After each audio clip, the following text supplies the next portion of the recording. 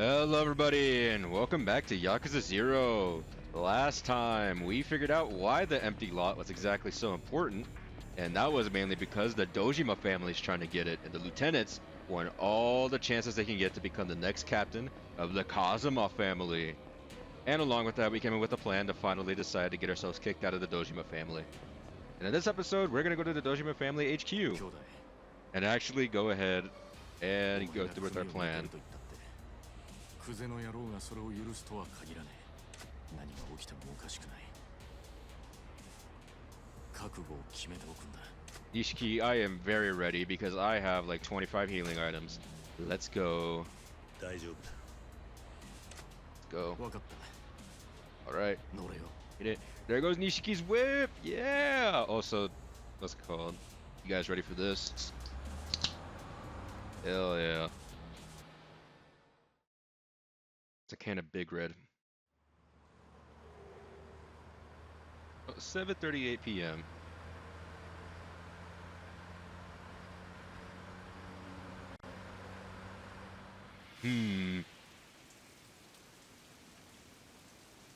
Sunflower Orphanage.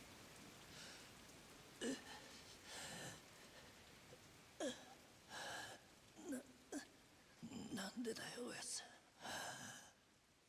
俺らの道は俺らが自分で決める。今まで育ててもらった恩とは別の話だ。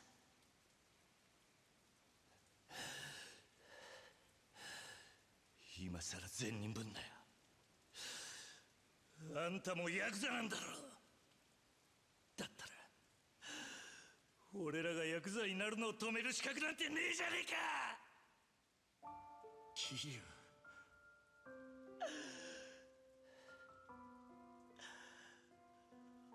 ウ、俺たちはずっとあんたの背中を見て育ったんだ。いい車乗って肩で風切って周りの人間に頭下げられて、そういう人間になりてえって俺たちがそう思っちゃいけねえのかよ。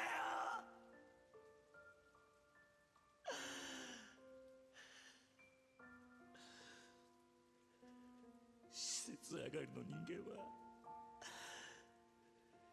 夢を見ることも許されねえってのか。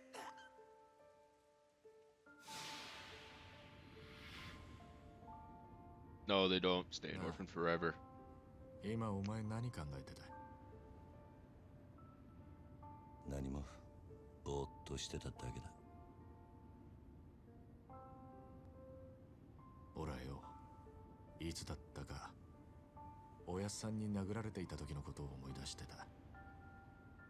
俺たちがこの道に入る前の晩だったよな、確か。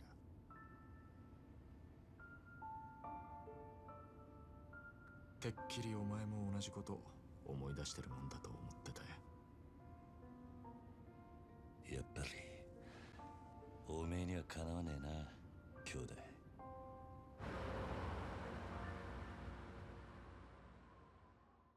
Damn, he knew! He knew! Alright, where are we at now? Is this Dojima Family HQ? Yep.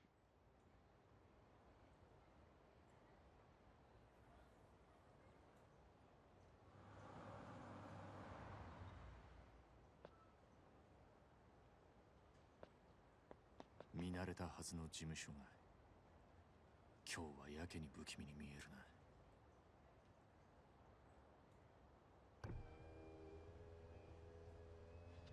お疲れ様っす。親父は堂島組長は事務所にいるか？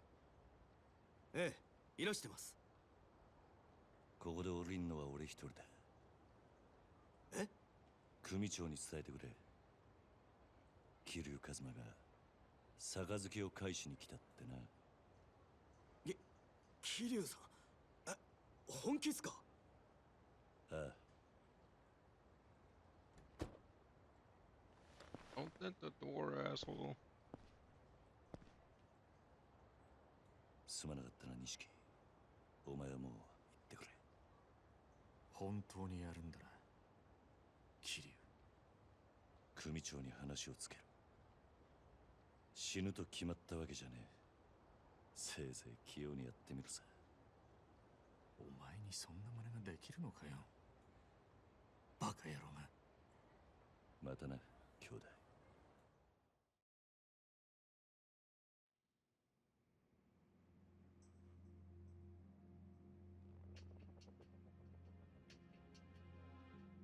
Kuze's ready for anything now. Ooh, shit.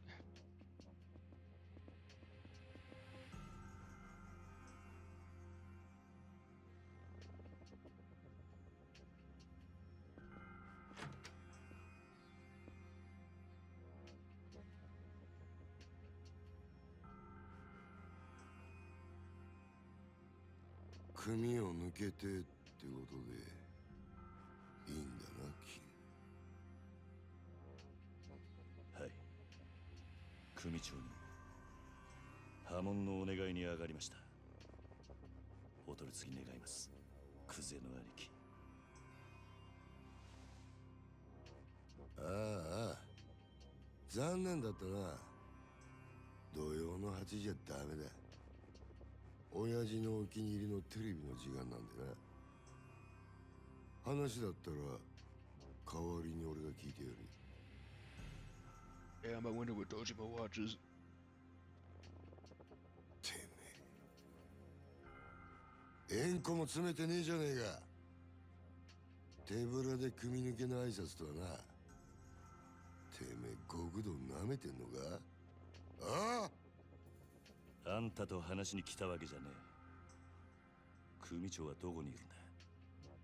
今現場で組仕切ってんのはこの俺だ。口の利き方には気をつけろよ。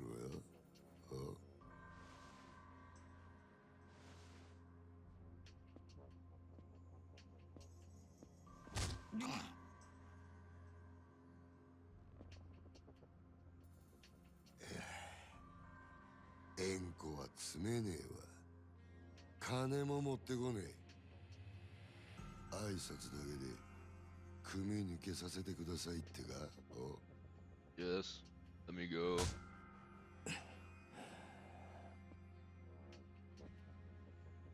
ほれ、学生気分で敷居またげるほど極道の世界甘くねえぞこら。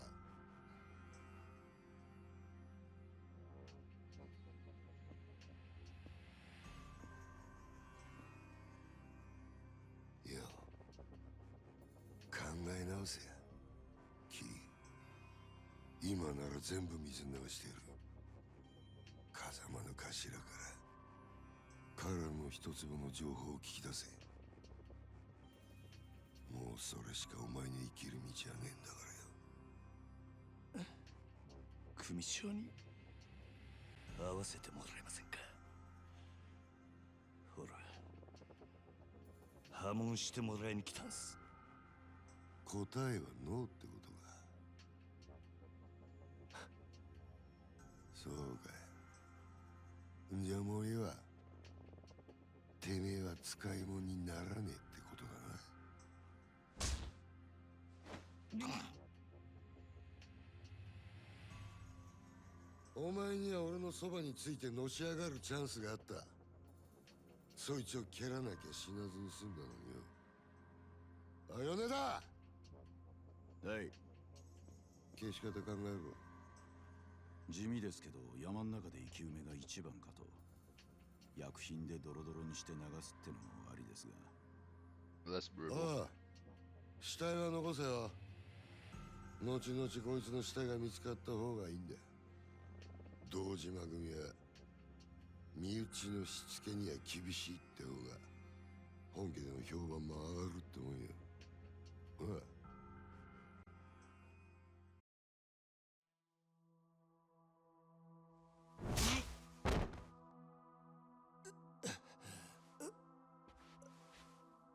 あんた、ああ、組を勝手に殺すのか。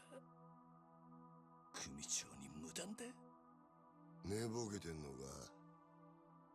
もう親父なんて関係ねえよ。てめえは組抜けたんだろうが。確かにそうだ。その言葉待ってたぜ。何？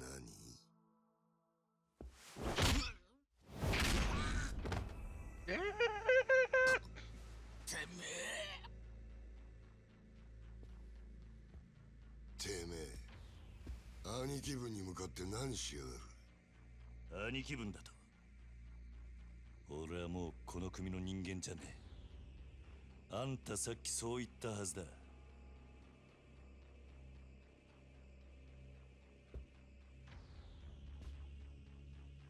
かかってくんのはあんたらの勝手だが、こっちも遠慮なく手出させてもらう。クゼの兄貴、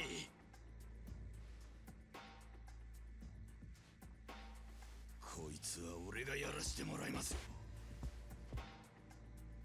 任せる。好きにしろや。待て、あんたにはまだ話がある。俺にはねえ。どうせお前はここで死ぬんだ。もし生きて俺んとこまで来られたら話ぐらい聞いてやる。なら首洗って待ってろ。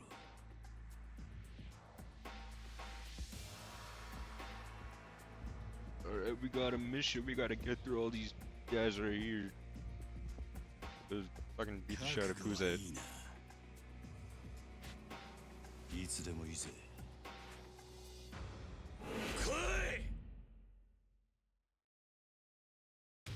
Now we're at the actual, like, first true long battle of the game, which is going through the Dojima family HQ. We're going to start off, we're going to switch to Brawler, we're going to pick up this table, we're going to not swing it, I guess. I can pick up a chair and do this instead. What's it called? Weapons and, like, random things you can pick up in a room are going to be your best friend when it comes to doing long battles, just because they do very good amount of damage in a crowd, and overall, they're just do a lot of damage just overall. Although I did put myself in a pretty bad position there, getting surrounded by like 10 enemies. I can't pick up that chair right there, so I'm gonna pick up this pot instead.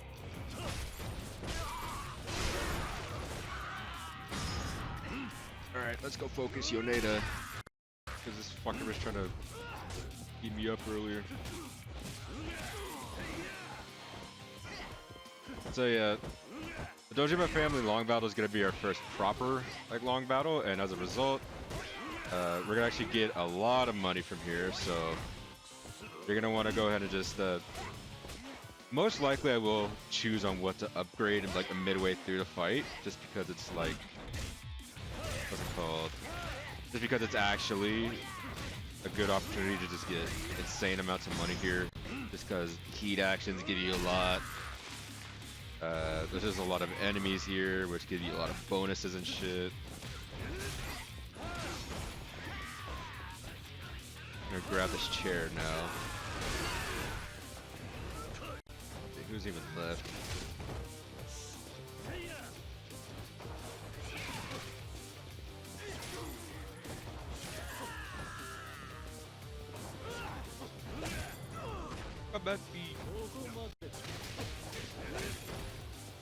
Alright, so as you can see, there's just a lot of enemies here. We have this heat action right here, which is pretty rare, because you need specifically a box of nails to get it to activate. There's a lot of heat actions like this in Yakuza 0, where it's like you need a very specific kind of like weapon or item to actually get them to activate.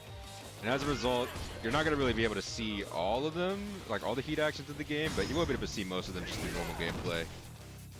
Like for example, this one with the baseball bat. Very cool.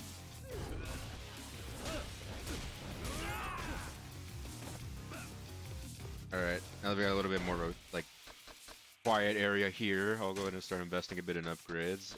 Have to see what exactly is available. Probably not that. Probably not that either. What about Rush? That's not that good, honestly. Ooh, that's actually a very good skill right there. Charge Fist is going to be very good towards the end of the game, where you get like longer rush combos with the rush style, and that just like tacks on a lot of damage. It's gonna be very good towards the end of the game with rush style. Also, right there, we got ourselves our first QTE.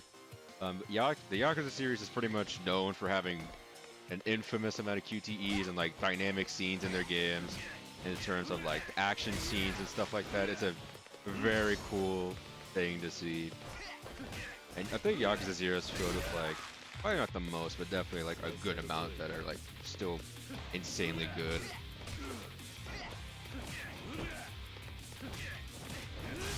There we go. See, like this right here. We slam this guy through a fucking door. Pretty cool. Alright, I don't think we're gonna pick up that bat again because Alright, let me see. That's not the heat action I wanted, but it does the same thing anyways. I wanted one specifically where you need to have them near a wall. Okay, not gonna work up there.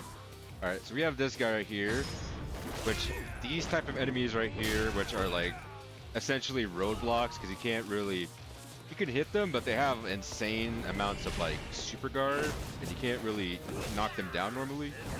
You just kind of have to hit them with a what's it called? Just hit them with attacks and hopefully get them before they hit you. But there's a heat action specifically for them, so you don't have to worry about it too much. Honestly, okay, yeah.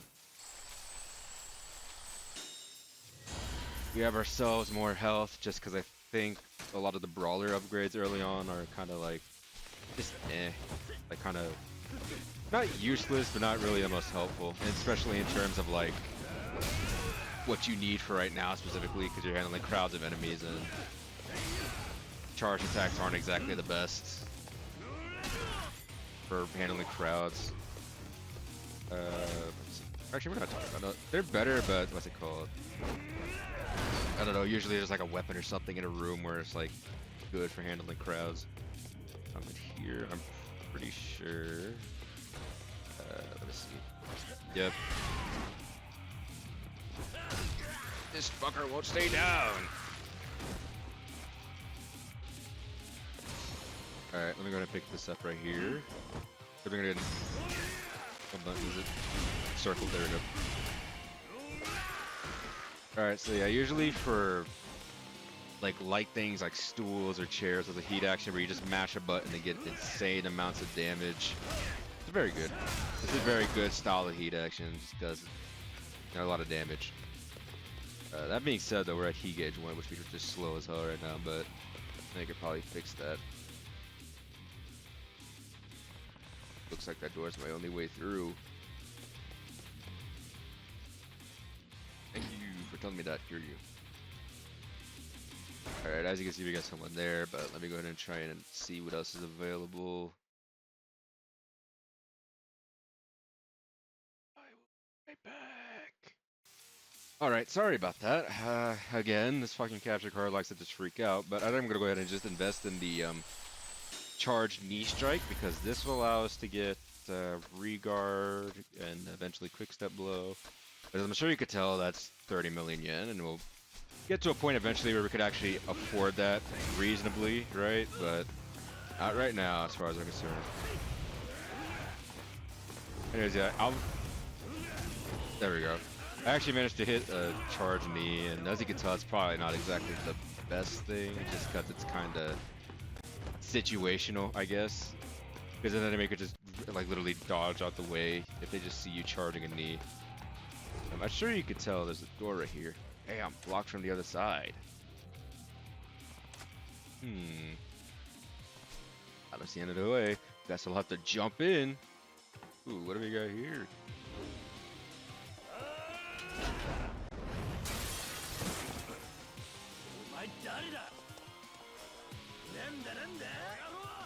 This still is one of the coolest scenes from Yakuza 0, I think.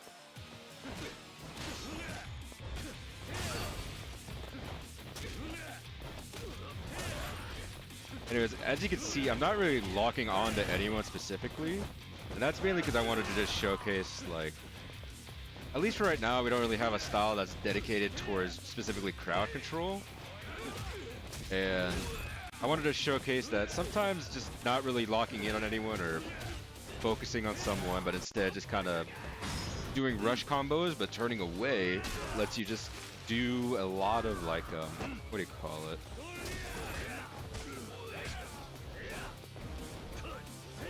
Lets you do a lot of like turnaround combos that can handle people that are behind you and stuff like that. It's a very good strategy to take care of people.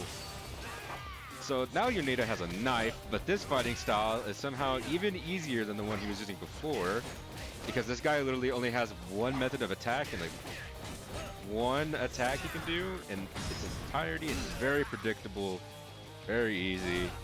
God damn it. Of course when I say that I get fucking hit. I guess I should also say that quick stepping in Rush will actually take down your heat bar as a way to kind of like encourage you not to just mash it, I guess. At least when I last remember, it did take away your heat gauge just to kind of encourage not mashing. And the only way to really kind of balance that out is if you manage to dodge an attack, it'll give you heat. Ooh, he's got pissed on his face.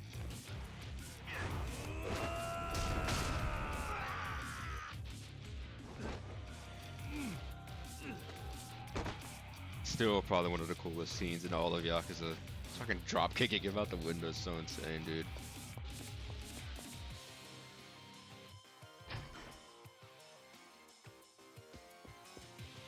Alright, now all that's left is going into here.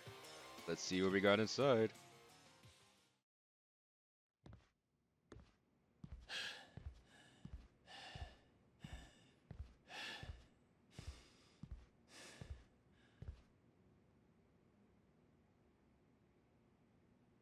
派手な短歌切るだけあってなかなかやるなおめえさんも風間の頭もいいガキをスカウトしたもんだ俺がまだボクシングやってた頃におめえと会ってたらプロモーターになりたいぐらいだクゼ口が聞けなくなる前に吐け殻の一粒の真犯人は誰なんだどこに隠してるガキが調子に乗りやがって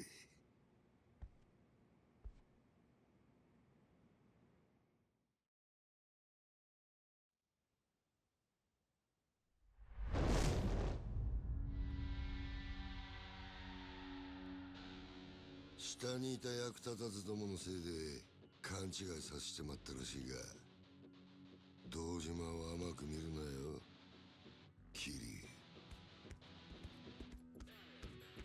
お前はもうこの手で直接やらねえと気が済まねいつまで能書きたるてんだ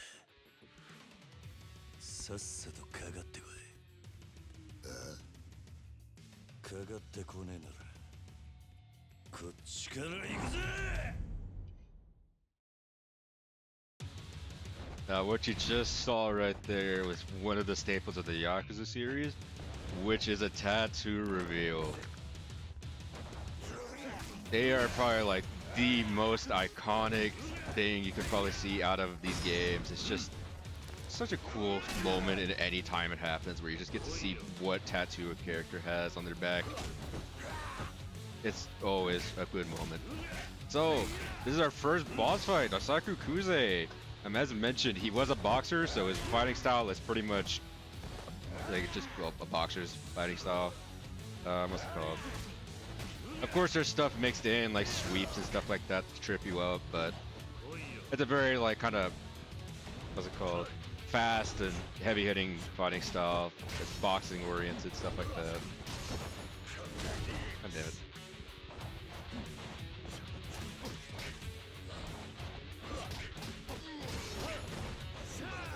In terms of our first boss fight, I think Kuze is fucking insane as a first boss fight, dude.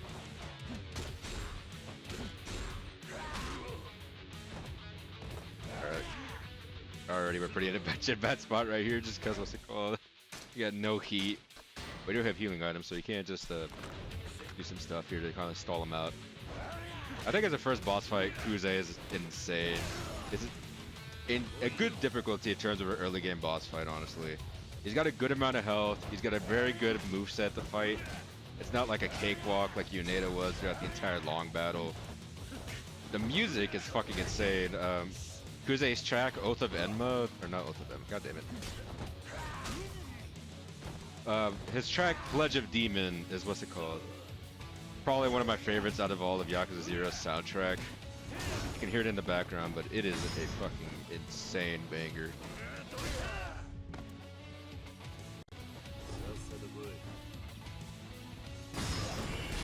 Oh, here, QTE.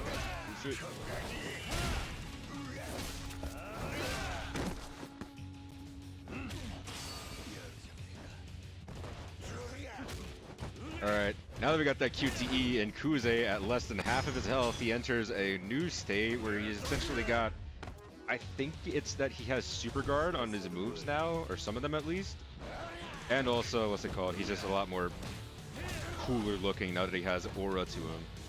Although it's very much the same thing, we're just gonna do the same brush combo towards him.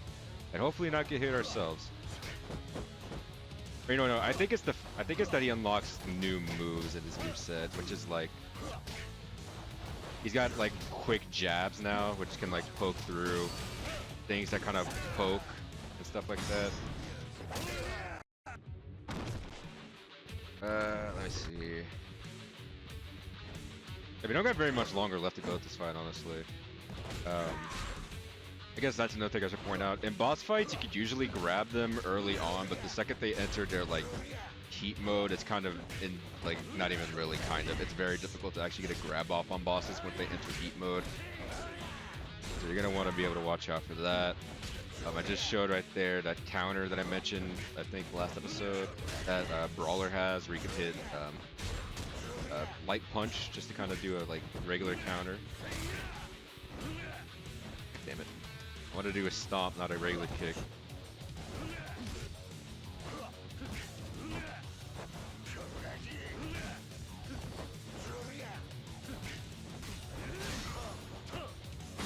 There we go. Okay, I actually got a heat. I got a new one. Look at this.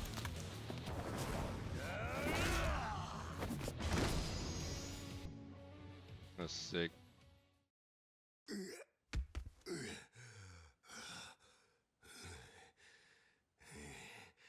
Kiryu, てめえは。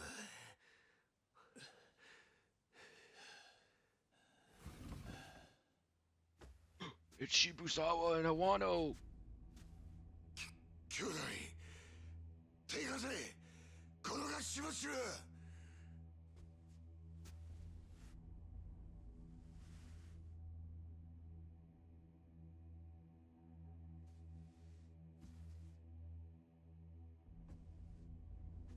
And who is this?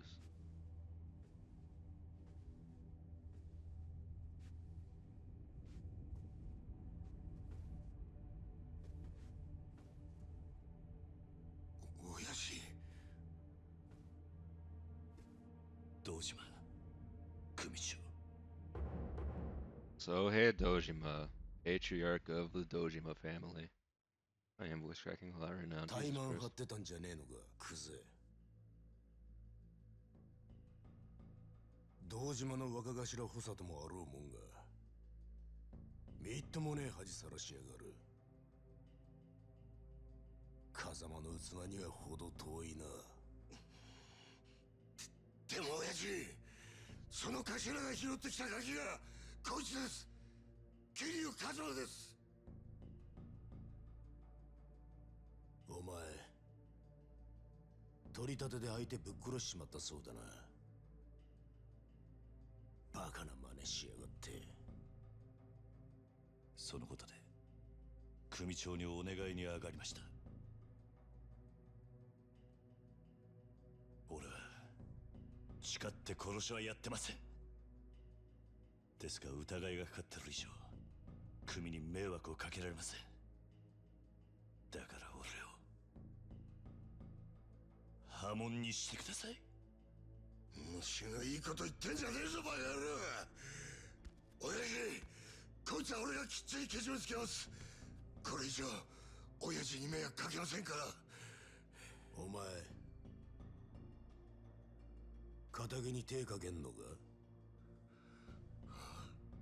桐生はお前の裁量で組抜けさせたんじゃなかったのか？そんなこと。いや、俺はしてません。親父に向かって嘘はよくねえな、兄弟。あわの。俺もはっきり聞きました。桐生はもう組を抜けた人間だ。それを殺すのに親父の許しはいらない。そう言ってましたよね、クゼの兄貴。てめえら。クゼ、これ以上無様さらす気か？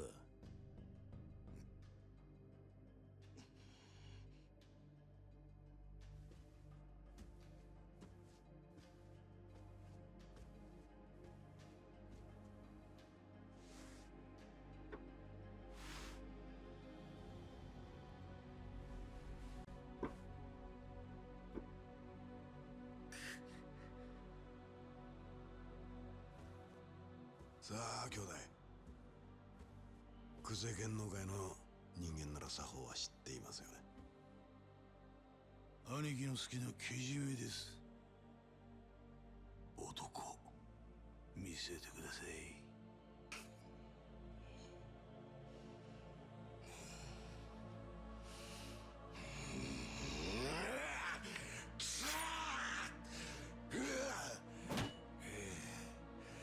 よく見とけや。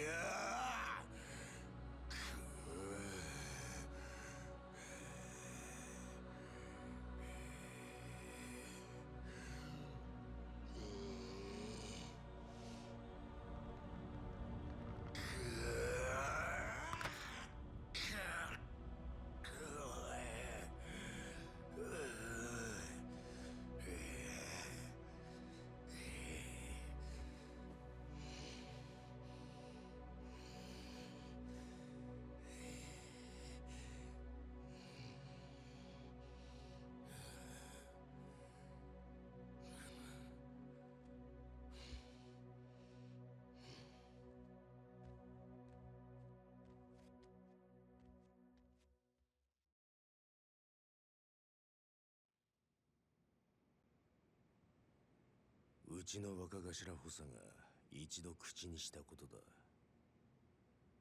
桐生一馬、今日限り堂島組を破門とする。堂島組長。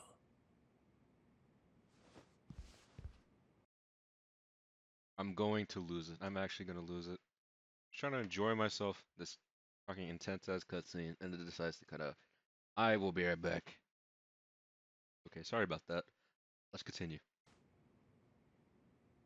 ありがとうございます。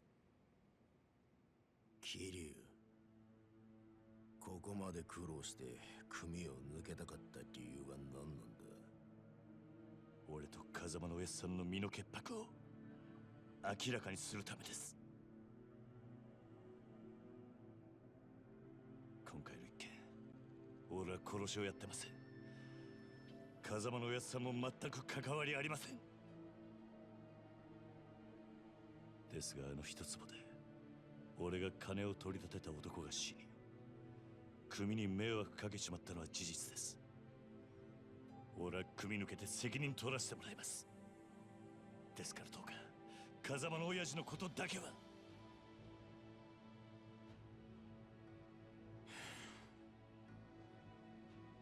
さあ、飯でも食うか？堂島組長。お前が組抜けて取れる責任ってのは何だ？それは絶対に俺があの一粒で男を殺した犯人を捕まえます。それで俺と風間のおやっさんの身の潔白を。そうか、その必要はない。でも犯人は。犯人？そんなのはさすが勝手に探す。お前はもう仇だ。それじゃけじめがつきません。けじめだからてめえは仇だろうが。今さらごちゃごちゃうるせえんだ。お前は自分の不手際があると認めるところはあるんだろはい。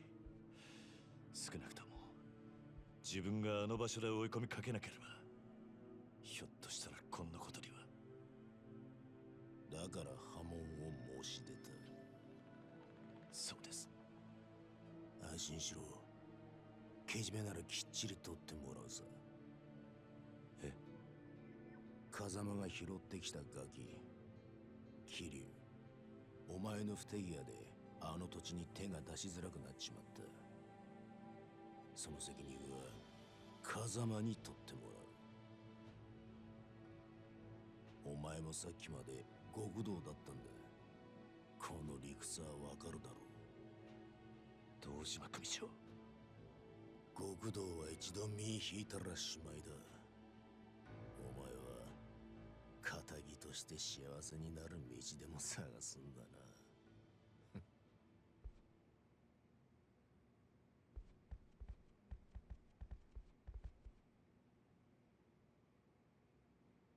どうすればいいんだ。じゃあ俺はどうすればいいんだ。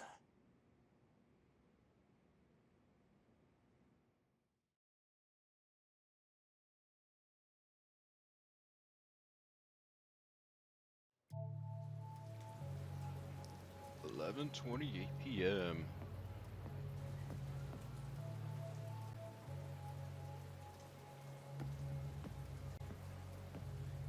Yeah, we're real depressed right now. There's so much that we're fucking breaking down in public.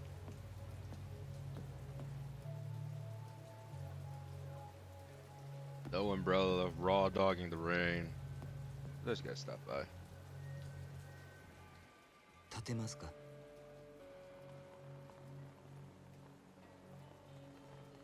このままだと風邪をひいてしまいますよ。私は立花と申します。立花。あなたが今置かれている状況は全て承知しています。私はあなたと会うこの時をずっと前から待っていたんです。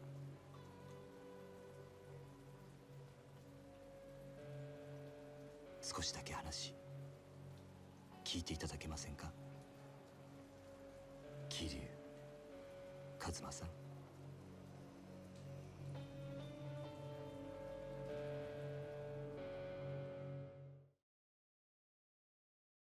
All right, and with that, we are done with Chapter 1 of Yakuza 0.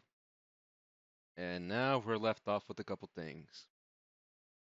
For one, Kuze is not the type to really quit, even when it's in his best interest, too. And we'll learn later on that that is very much true. Two, there is very clear. How would I phrase this? There's very clearly not any trust between the three lieutenants. The competition for that captain spot is so competitive that they're willing to stab each other in the backs. And three, we have Tachibana in the picture now, who we'll figure out more about in the next chapter and in the next episode, because I'm going to end it right here, because this has been a very, very long episode, I imagine. So, next time on Yakuza 0, we'll start chapter 2 and figure out just who Tachibana really is. See you guys in the next one.